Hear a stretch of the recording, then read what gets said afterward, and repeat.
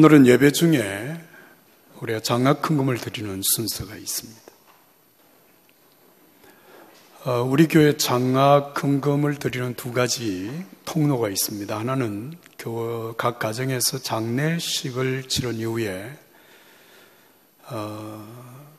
다음 세대를 위하여서 감사헌금을 드리는 그 모든 금액은 장학헌금으로 우리가 지금 드리고 있습니다.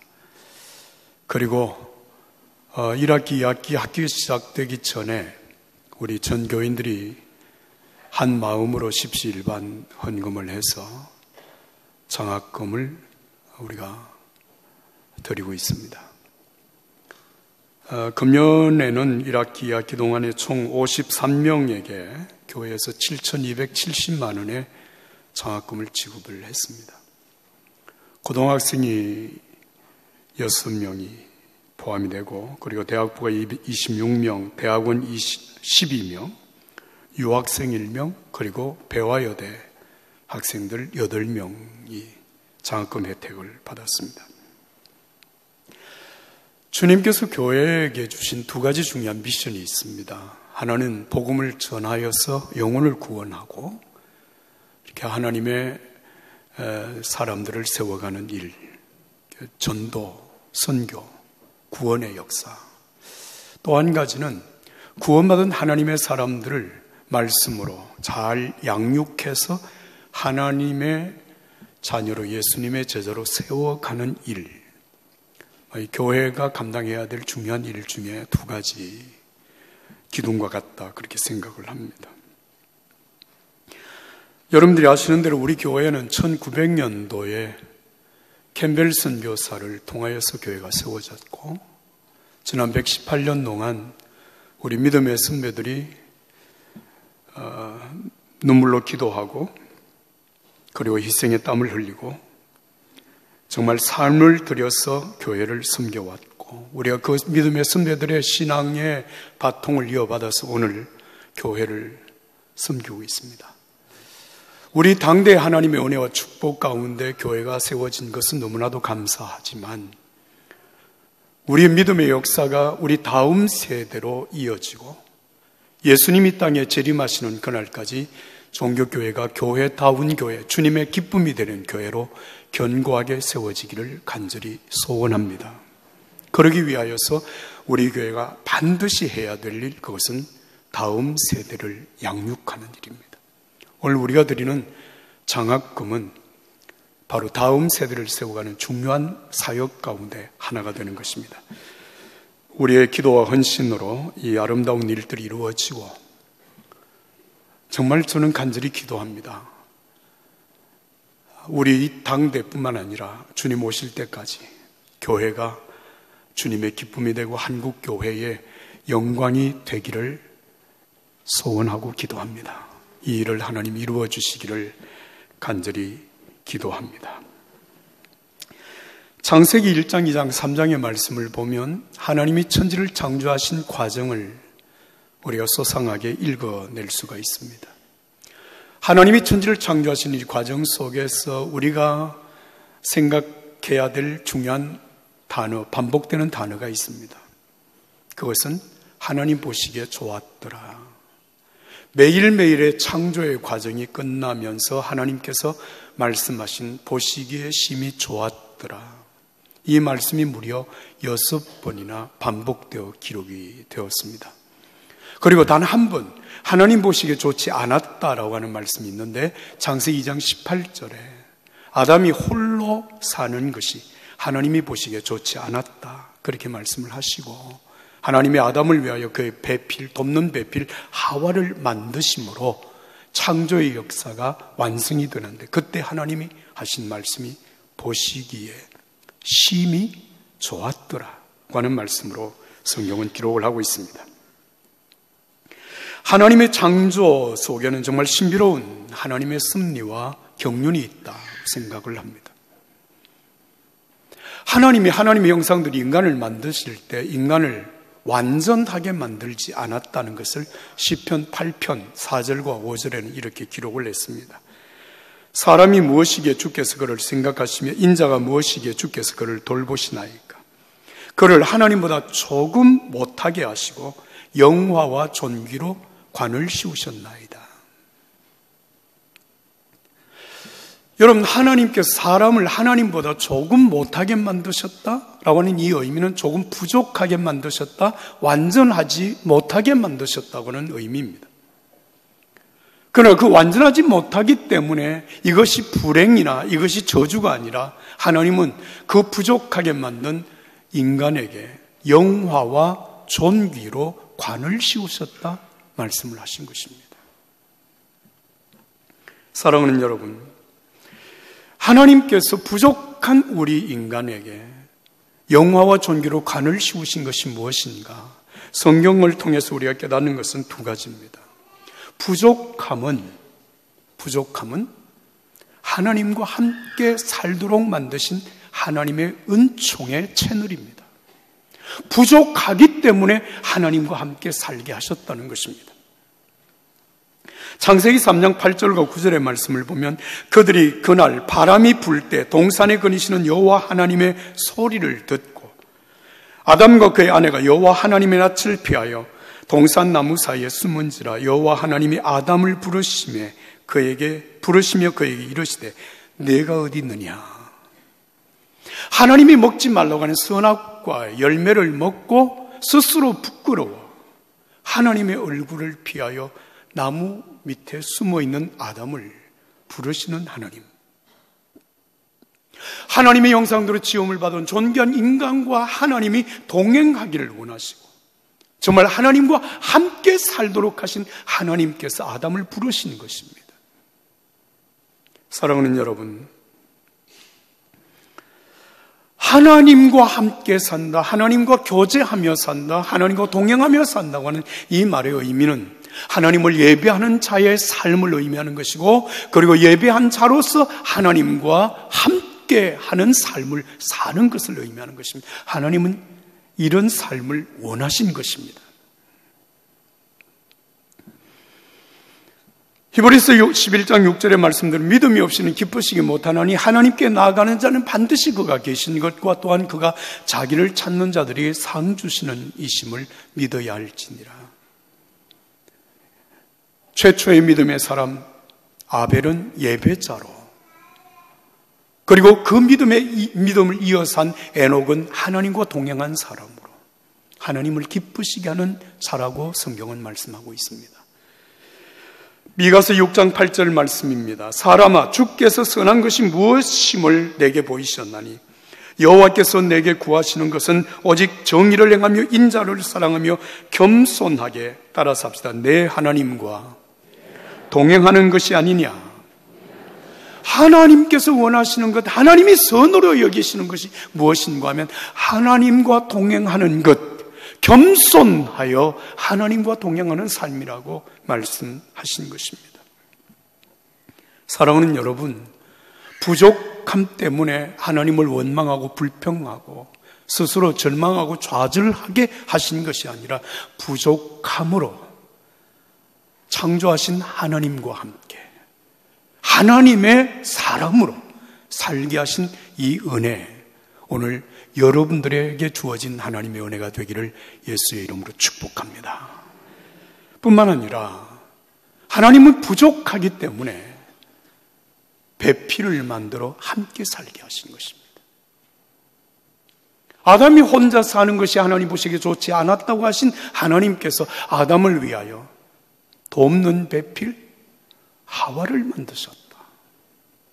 여러분, 이 말씀을 그냥 표면적으로 우리가 보게 되면 하와는 아담을 돕는 존재, 이렇게 표현이 되어져 있습니다만은 여러분, 내용적으로 묵상하면 이 말씀은 아담과 하와가 서로 돕는 관계 속에서 서로를 존중히 여기고 사랑하며 섬김으로 함께 살게 하셨다고 하는 의미입니다. 말씀드린 대로 시편 8편 4절과 5절의 말씀을 보면 하나님이 사람을 하나님보다 조금 못하게 만드셔서 함께 살게 하심으로 서로 힘이 되게 하시고 서로 격려가 되게 하시고 서로 축복의 관계가 되게 하셨다는 것입니다. 이것이 부족함으로 받는 하나님의 은총의 통로들입니다. 하나님의 은혜가 여러분들에게 있기를 예수의 이름으로 축복합니다.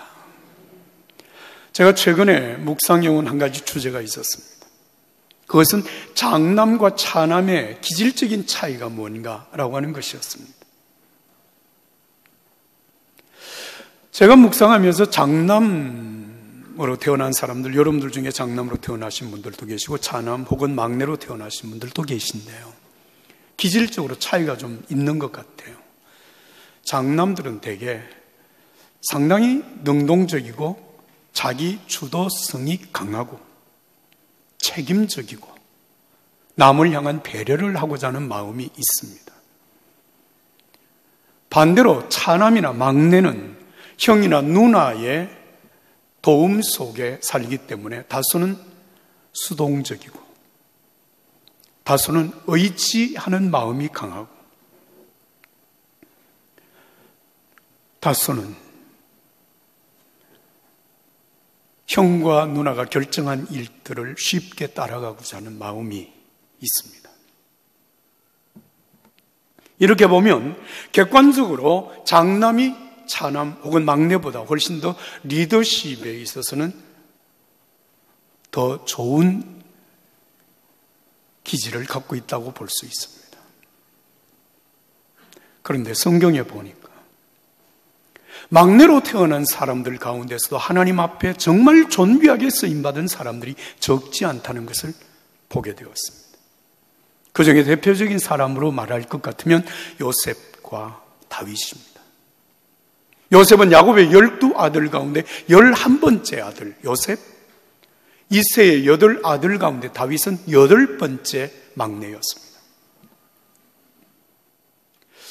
이들이 장남으로 태어나지 막내로 태어나서 어떻게 그렇게 하나님 앞에 또 사람들 앞에 탁월한 존귀한 존재로 서게 되었을까?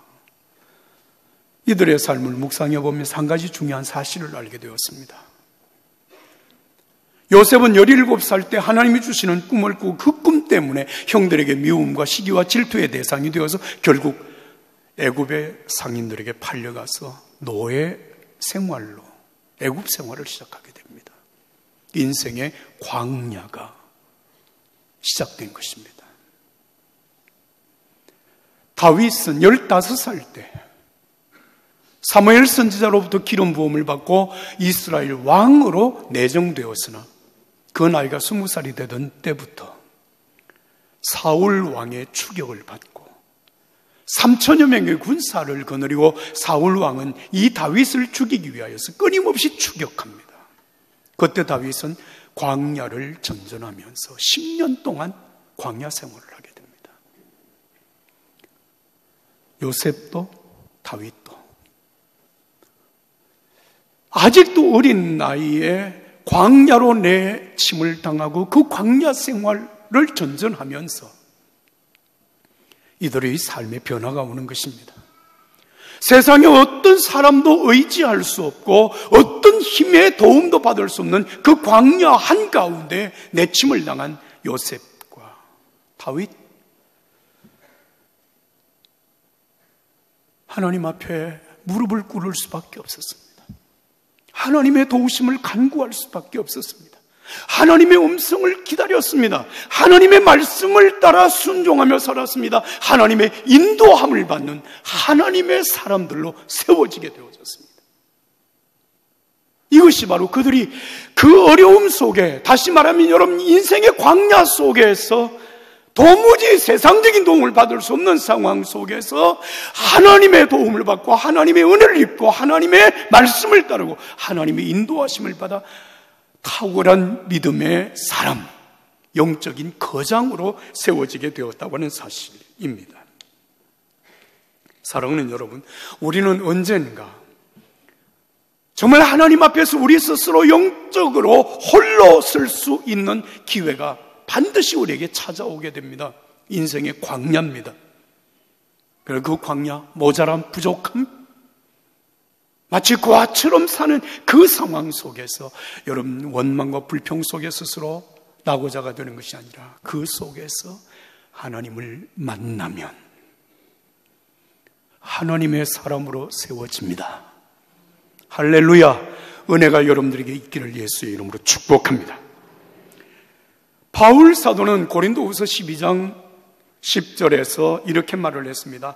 내가 약할 그때에 곧 강함이라. 굉장한 역설이죠. 어떻게 약할 때 강해지는 것입니까? 그렇습니다. 바울 사도는 그렇게 고백했습니다. 내가 약할 그때에 곧 강함이라. 내가 강하게 산 것은 나와 함께 하신 하나님의 은혜로라. 하나님의 은혜로. 나와 함께 하신 하나님. 그 하나님의 은혜라고 고백했습니다. 오늘 본문 말씀을 보면 예수님의 제자들은 예수님의 부르심을 받고 3년 동안 별 걱정 없이 염려 없이 살았습니다. 왜냐하면 나를 따라오느라 내가 너희를 사람 낚는 어부가 되게 하리라고 말씀하신 예수님께서 제자들에게 있어서 모든 것에 모든 것이 되어주셨습니다. 무엇을 먹을까 입을까 마실까 염려하지 아니해도 예수님께서 그들에게 모든 것에 모든 해결자가 되셨습니다. 그런데 제자들에게 위기가 다가왔습니다. 오늘 우리가 읽은 요한복음 14장 바로 직전에 13장 36절 이하의 말씀을 보면 예수님께서 심각한 말씀을 제자들에게 하십니다. 너희들이 다 나를 버리리라.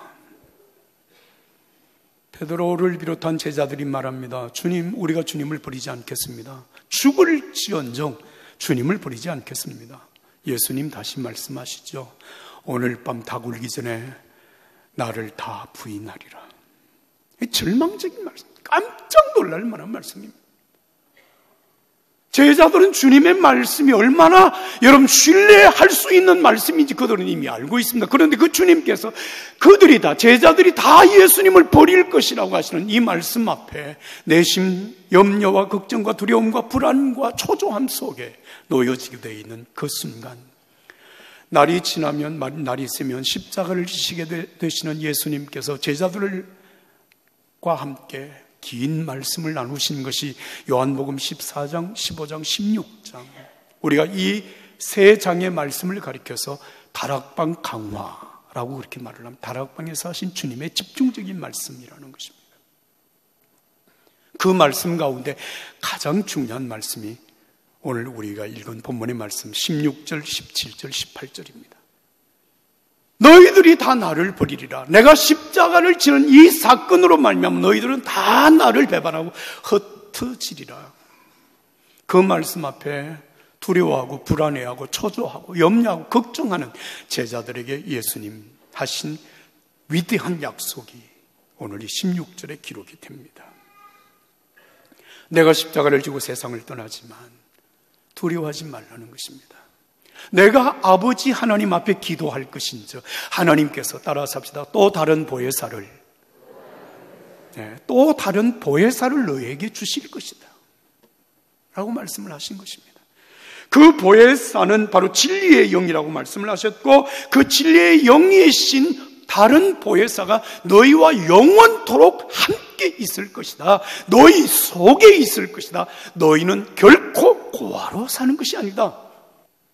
마태복음 28장 10절의 말씀대로 볼지어다 내가 세상 끝날까지 너희와 항상 함께 있으리라고 하는 이 말씀이 보혜사 성령으로 말미암아 너희에게 이루어지게 된다고 하는 말씀을 하신 것입니다. 여러분, 오늘 이 말씀 속에 우리가 다시 한번 생각해야 될 중요한 말씀 따라서 합시다. 또 다른 보혜사. 자, 그럼 또 다른 보혜사 같으면 지금 이미 보혜사가 계시다는 의미 아니겠습니까? 예수님이 십자가를 지시고 떠나시면서 내가 너희를 위해서 하나님께 기도하면 하나님이 또 다른 보혜사를 너에게 보내주실 것이라고 말씀하셨으니까요. 그렇다면 이미 보내주신 보혜사는 누구일까요? 예수님이십니다.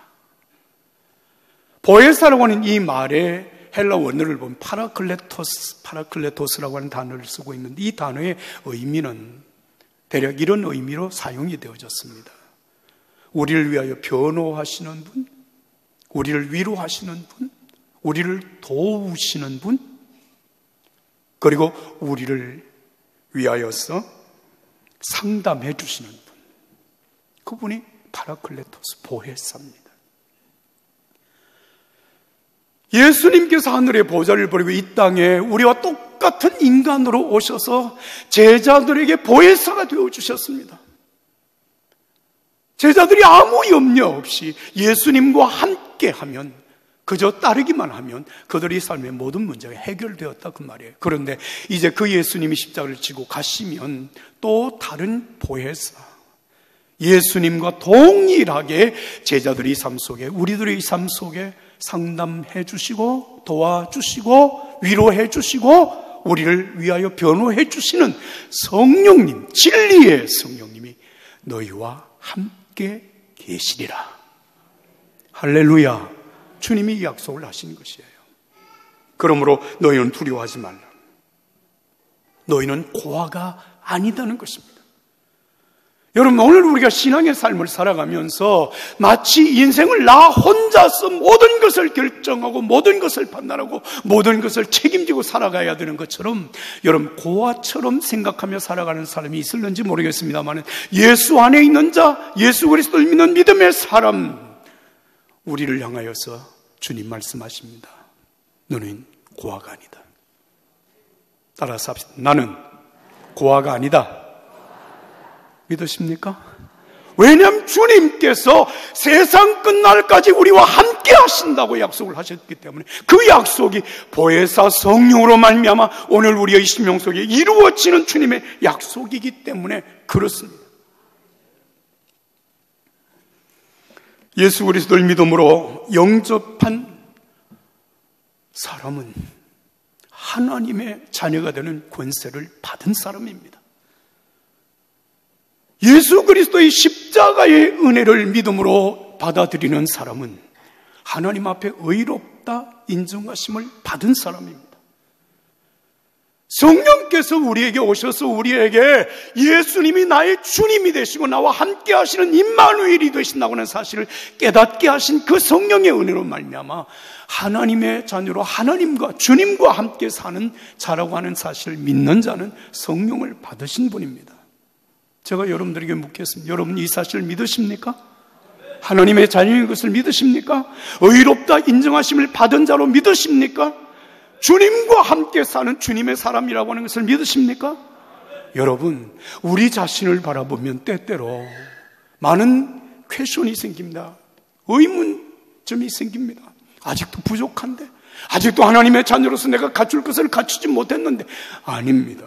하나님의 자녀가 되는 권세는 예수 그리스도를 믿음으로 영접한 자에게 주어지는 주님의 권세입니다. 우리 자신의 의로운 행위, 성실한 삶, 경건한 행위를 통하여서 의롭다 인정하심을 받은 것이 아니라 우리가 부족함에도 불구하고 십자가의 은혜를 믿는 믿음으로 의롭다 인정하시는 은혜입니다. 험한 세상에 여러분, 내가 예수의 사람을 예수님처럼 살아가는 존재가 아니라 나와 함께 하시는 예수 그리스도의 은혜 속에서 정말 예수의 사람, 예수님과 함께하는 사람 살아가게 되는 것입니다. 은혜입니다. 나는 이 은혜가 오늘 여러분들의 심령과 삶 속에 함께하기를 예수님의 이름으로 축복합니다. 이 사실을 믿으십시다. 이 사실을 인정합시다.